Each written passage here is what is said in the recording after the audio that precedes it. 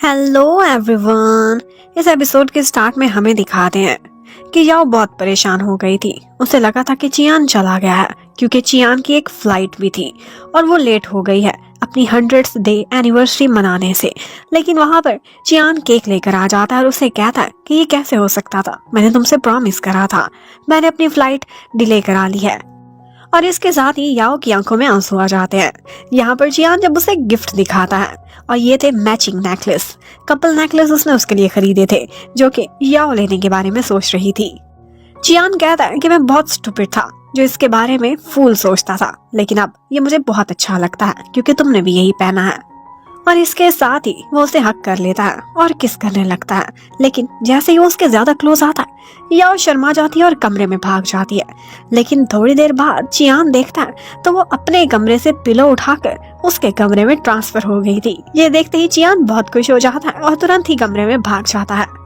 अब next morning जब याओ की आंख खुलती है तो वो चियान के बेड पर थी, लेकिन चियान वहाँ पर नहीं था। पर चियान की तरह का फुल साइज पिलो वहाँ पर जरूर पड़ा था, जो कि चियान कहता है कि इससे बेस्ट गिफ्ट मैं तुम्हें और कोई नहीं दे सकता था, इसलिए मैंने खुद को तुम्हें गिफ्ट में दे दिया और जब मैं ना हूँ तो अपना ज्यादा ख्याल रखा करो। चियान सुबह ही सुबह उठकर अपनी फ्लाइट के लिए निकल चुका था, जबकि चियान साथ ही साथ लियांग को भी कॉल करता है और उससे कहता है कि याओ का स्पेशल ख्याल रखना। ये मैं इसलिए नहीं कह रहा कि वो मेरी गर्लफ्रेंड है, बल्कि इसलिए कह रहा हूँ क्योंकि अब तक मेरे हाथों में उसने बहुत सारा एक्सपीरियंस लिया है।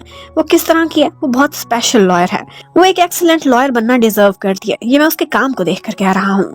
यहाँ पर लियांग को तो काफी जेलस फील होता है, लेकिन साथ ही साथ वो चियान से कहती है कि तुम अब्रॉड जा रहे हो तो तुमसे मुझे एक फेवर चाहिए। वो ये थी कि एक लिपस्टिक थी एक स्पेशल ब्रांड की जो कि सिर्फ ओवरसीज ही मिलती थी। वो उसे कहती है कि प्लीज मेरे लिए लेते आना। लियांग उधर अपने हाथ से एक प्रोजेक्ट छोड़ रही थी क्योंकि वो उसे कॉम्प्लिकेटेड लग रहा था, किसी सीनियर को देना चाहती थी। लेकिन जब वो वहां पर याओ को आए देखती है, उसने काफी अच्छा काम किया था जो भी लियांग ने उसे दिया था, और साथ ही साथ चियांग उसकी इतनी तारीफें करता था तो उसने सोचा था कि शायद इससे अच्छा और कोई मौका नहीं मिल सकता याओ को नीचा दिखाने का। वो केस उसे दे देती है और कहती है बहुत ईजी है, इसे तुम हैंडल करोगी, कोई हेल्प चाहिए हो तो मुझसे ले लेना। ये देखकर दूसरा लॉयर भी काफी परेशान होता है, लेकिन लियांग कह देती है कि मैंने सुना है ये ओवर स्मार्ट है, देखते हैं कैसा परफॉर्म करती है। अब उसके बाद याओ उसी केस के सिलसिले में क्लाइंट से मिलने के लिए चली जाती है, और क्लाइंट जो आंटी थी उनको देखकर लग रहा था कि वो बहुत कॉम्प्लिकेटेड इंसान है, और वो इंसान कम और साइकोपैथ ज्यादा लग रही थी, हर छोटी छोटी चीज की वैल्यू को गिन रही थी। अब जब याओ उस डिफिकल्ट सी आंटी से मीटिंग करने के बाद ऑफिस में वापस आती है तो वहां पर टैन भी उसके पास आ जाती है एक बहाने से। उसके लिए चाय और केक भी लेकर आई थी और साथ ही साथ कह रही थी कि आज के दिन मैं काफी फ्री हूँ, अगर तुम्हें कोई हेल्प की जरूरत हो तो मुझे बताने में रिलक्टेंट ना होना। तो यहाँ पर याओ उससे कहने लगती है कि मुझे सब पता चल गया, एक्चुअली चियान ने जाते जाते तुम्हें कहा है ना मेरी हेल्प करने को। और वाकई ऐसा ही था, चियान ने टैन को कहा था एज फ्रेंड कि प्लीज याओ का ख्याल रखना। लेकिन याओ को लगता था कि वो ये केस खुद ही हैंडल कर सकती है, जबकि उधर चियान ओवरसीज अपनी एक मीटिंग अटेंड कर रहा था, और जैसे ही मीटिंग ओवर होती है वो अपने क्लाइंट से वहां पर पूछता है कि नियरेस्ट बीच कौन सा है यहाँ पर, और तुरंत ही वो कोस्ट लाइन पहुंच जाता है और वहां से कॉल करता है याओ को। एक्चुअली याओ का सपना था, वो उसके साथ बीच पर जाना चाहती थी। वो उसे वीडियो कॉल में ये सारा नजारा दिखाता है और यहाँ पर याओ और वो फैसला करते हैं कि बहुत जल्द वो लोग भी वेकेशन पर जाएंगे किसी बहुत अच्छी जगह, किसी अच्छे से बीच पर। अब याओ अपनी डॉक्यूमेंटेशन कंप्लीट करके नेक्स्ट ईयर लियांग के पास लेकर जाती है, और लियांग भी उसके वर्किंग स्टाइल को देखकर काफी इंप्रेस हुई थी। गलती निकालने की काफी कोशिश करती है, लेकिन फिर फेस पर एक स्माइल सजाए उसकी तारीफ करनी पड़ती है। अब याओ के चले जाने के बाद वो अपने दूसरे लॉयर से कहती है कि जाओ और इसमें से कोई गलती तलाश करके लाओ, लेकिन बदले में वो लॉयर उल्टा याओ की तारीफें करने लगता है और कहता है कि मैंने पहले ये काम चेक कर लिया है 2 दफा, और अब समझ आइए कि चियान वाकई इसकी इतनी तारीफ क्यों करता है, ये लड़की रियल में कैपेबल है। और उसकी ये तारीफ सुनकर फिर लियांग का चेहरा देखने वाला था, उसका लगता है कि सारा मजा खराब हो चुका था। तो अब शाम के टाइम पर जब सारा ऑफिस खाली हो जाता है, याओ भी चली गई थी, तो लियांग ऑफिस में आती है, और उस टाइम पर वो बहुत गुस्से में दिखाई दे रही थी कि इस ऑर्डिनरी सी लड़की में ऐसा क्या है जो चियान को इतनी स्पेशल लगती है। और फिर उसकी ड्रॉर को चेक करती है, वहां पर कुछ फाइल्स पड़ी थी, उनके साथ गड़बड़ कर देती है। अब नेक्स्ट डे याओ बेचारी बहुत परेशान होती है, और साथ ही साथ टैन भी हर जगह वो डॉक्यूमेंट तलाश कर रही थी जो कि उसने कोर्ट की प्रोसीडिंग के लिए रेडी किए थे, लेकिन वहां पर कुछ भी नहीं मिलता। और तो और वो गुस्से वाली आंटी और भी ज्यादा चिल्लाने लगती है कि तुम किस तरह की लॉयर हो, क्या अपनी सिर्फ गुड लुक्स से काम चलाती हो। अब वो आंटी इतना ज्यादा चिल्लाती है कि यहाँ पर याओ को उनको शांत कराने के लिए ये कहना पड़ता है कि आपका जो भी नुकसान होगा मैं एक एक पैनी की कंपनसेशन दूंगी, और वो ये सारा कुछ रिटर्न भी उनको लिख कर देती है। अब जब कोर्ट में वो केस स्टार्ट होता है तो वहां पर वो आंटी काफी ज्यादा शोर मचाती हैं और उनको लग रहा था कि मुझे मेरे पैसे पूरे नहीं मिलेंगे इस डिवोर्स के बाद। वो वहां पर जितना शोर मचा रही थी उसे देखकर दूसरे लॉयर्स भी परेशान हो जाते कि याओ इस जैसी आंटी को कैसे हैंडल कर रही है। अब फाइनली याओ किसी तरह से आंटी को मनाकर वापस लेकर आती है और केस दोबारा से स्टार्ट होता है।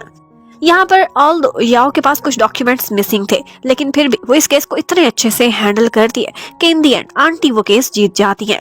और यहाँ पर कुछ और लॉयर्स भी ये सारा कुछ देख रहे थे और वो भी याओ को देखकर काफी इंप्रेस होते हैं। इनमें लॉयर ली भी था। अब जब वो कोर्ट रूम से बाहर आती है तो वही लॉयर ली उसके पास आता है। वो उसका क्लासमेट था और वो उससे कहता है कि तुम बहुत अच्छी लॉयर बन चुकी हो और अगर जून हंग से कभी तुम्हारा मन भर जाए तो तुम हमारी लॉ फर्म ज्वाइन कर सकती हो। उसे अपना कार्ड भी दे देता है। जब वो ऑफिस में वापस पहुंचती है तो टैन उसकी बहुत सारी तारीफें करती है। आज के केस में उसे लग रहा था कि याओ बहुत मैच्योर हो चुकी है और वो उसे कहती है कि आज का केस जीतने की खुशी में और इस आंटी से बिल्कुल कामली डील करने के बाद लगता है कि हमें पार्टी करनी पड़ेगी। लेकिन अभी याओ की खुशी सिर्फ इतनी ही थी। इतने में बाहर से शोर की आवाजें आने लगती हैं तो पता चलता है कि वही आंटी गंदे अंडे और टमाटर लेकर उनकी लॉ फर्म में पहुंच गई हैं और हर तरफ उन्होंने बवाल मचाया हुआ है। याओ जाकर शांत करने की कोशिश करती है तो वो कहती है कि तुमने मेरी इतनी इंपॉर्टेंट रसीदें गुम कर दी हैं और साथ ही साथ मुझे मेंटली टॉर्चर भी दिया है। इसकी कंपनसेशन कौन देगा और इतनी महंगी फीस तुम्हारी मैंने क्यों भरी। यहाँ पर याओ उनको शांत कराने की कोशिश करती है तो वो उसी के ऊपर अंडा फेंक देती है और उसकी बॉस को बुलाने लगती है। अब वो लियांग को सामने खड़ा करके याओ की इंसल्ट करने लगती हैं और कहती हैं कि बहुत बड़ा नाम है ना जून हंग लॉ फर्म का, ये हाल है यहाँ पर दी हुई रसीदें गुम हो गई हैं। तो यहाँ पर लियांग अच्छी बनने की कोशिश करती है, याओ की साइड लेती है कि बेशक ओरिजिनल रसीदें तो गुम हो गई थी लेकिन फिर भी आप केस तो जीत चुकी हैं, आपको इतना फस क्रिएट नहीं करना चाहिए।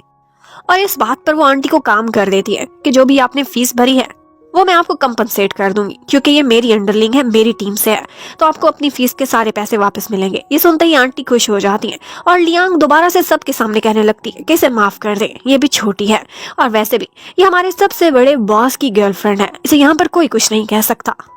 अब सारे ऑफिस के सामने याओ की इससे बड़ी इंसल्ट और कौन सी हो सकती थी। बेचारी ने इतनी मेहनत करी और उसके बाद भी ये सुनना पड़ा। और लियांग उस आंटी के चले जाने के बाद याओ के करीब आती है उसके कपड़े साफ करने के लिए और साथ ही साथ उसे कहती है कि अगर तुम एक वुमन की तरह ऊपर उभरना चाहती हो तो तुम्हें किसी मर्द का सहारा लेने की कोई जरूरत नहीं है, अपने बल पर कुछ करके दिखाओ ना। और फिर इतने में ऊपर से वो जून भी आ जाता है और बेचारी याओ की इतनी बुरी हालत देखकर वो सारों को वहां से डिसअपियर होने को कहता है और अपना कोट उतार कर उसके ऊपर कर देता है। यहाँ पर लोग और भी गॉसिप्स करने लगे थे कि सिर्फ चियान ही नहीं, वो जून को भी इसने हाथ में किया हुआ है। लियांग ने तो अपना मिशन हासिल कर लिया था। उसके फेस पर एक फातिहाना स्माइल थी। अब वो जून आता है लियांग के ऑफिस में और उससे कहता है कि इस इशू को हैंडल करने के लिए हमें इंक्वायरी तो करनी पड़ेगी, बोर्ड ऑफ डायरेक्टर के सामने तुम्हें एक्सप्लेनेशन देनी पड़ेगी क्योंकि एक अंडरलिंग तो दे नहीं सकता, तुम ही पार्टनर हो, तुम ही दोगी। लेकिन वो जो उनकी शक्ल देखकर लग रहा था कि उसे कहीं ना कहीं लियांग से काफी सारे प्रॉब्लम्स हो चुके हैं।